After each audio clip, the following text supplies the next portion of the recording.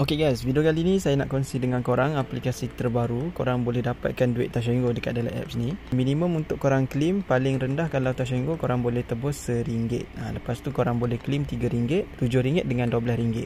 Kalau korang nak claim dekat dalam PayPal, korang boleh tebus paling rendah $5, $8, $10 sampailah $15. Tapi untuk korang withdraw, korang kena login dulu korang punya account. Lepas tu korang kena spin 6 kali. So guys, siapa yang nak cuba aplikasi ni, korang boleh tekan link dekat bawah video ni. Korang kena download dulu aplikasi ni dekat dalam phone korang. Tapi aplikasi ni dia tak ada dekat dalam iPhone, cuma ada dekat dalam Android sahaja. Jadi korang download dulu. Lepas korang download nanti, korang klik dekat redeem.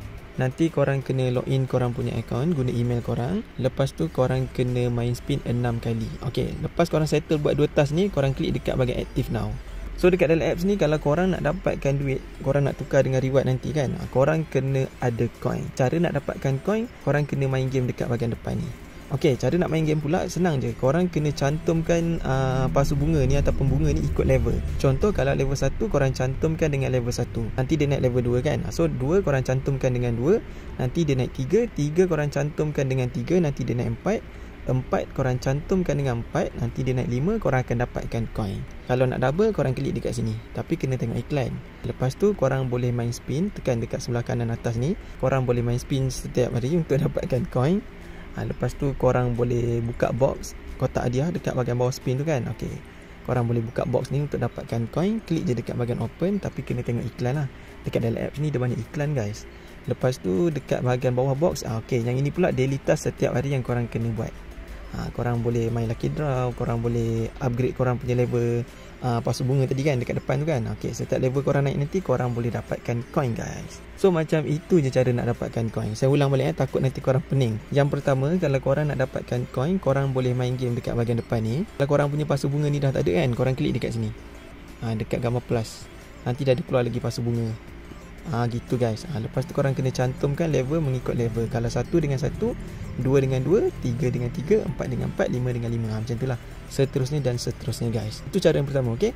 Cara yang kedua, korang boleh main spin untuk dapatkan coin. Lepas tu korang boleh buka kotak hadiah, dan juga korang boleh buat dia punya daily task setiap hari guys. Satu lagi boleh kalau kita nak invite orang. Tapi kalau nak invite kawan ni, korang kena rajin share lah korang punya link referral kan. Baru boleh dapat coin. Satu orang yang korang invite, korang boleh dapat 20% commission dan juga 1,900 coin.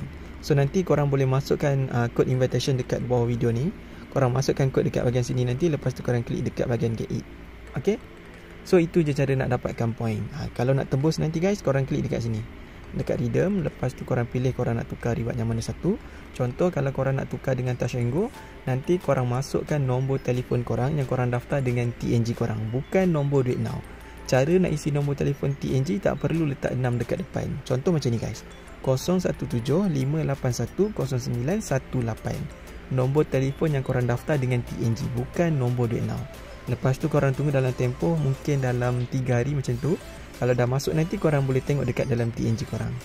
Okey, itu je lah untuk video kita kali ni. Kalau nak tanya apa-apa soalan, korang boleh komen dekat bawah video. Ataupun kalau korang nak cuba aplikasi-aplikasi yang lain, korang boleh type dekat YouTube buat duit tanpa modal channel. Ataupun korang boleh tengok dekat description video. Okey, selamat mencuba. Kalau tak faham, cek saya dekat WhatsApp. Assalamualaikum, semoga berhasil guys.